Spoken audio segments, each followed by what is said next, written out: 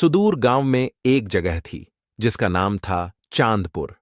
इस गांव में हर तरह के लोग रहते थे, किसान, व्यापारी और कुछ ऐसे लोग भी जिन्हें समाज ने हाशिए पर धकेल दिया था।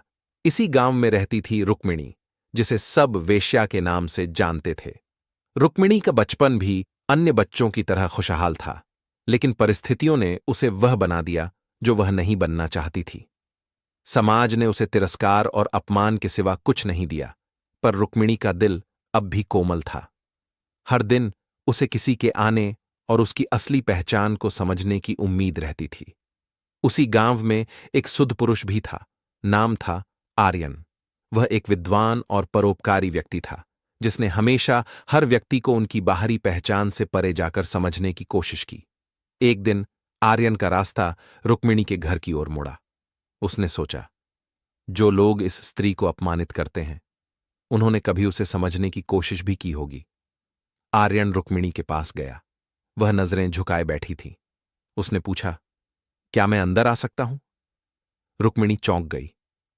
इतने वर्षों में पहली बार किसी ने उससे इज्जत से बात की थी।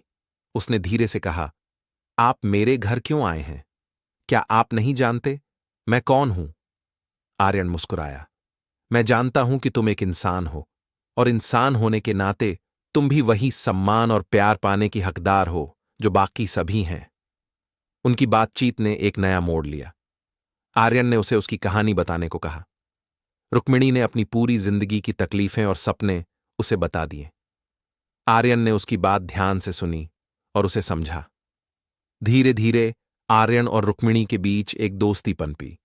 आर्यन ने रुक्मिणी को यह एहसास कराया कि उसका जीवन केवल समाज के बनाए हुए दायरों तक सीमित नहीं है।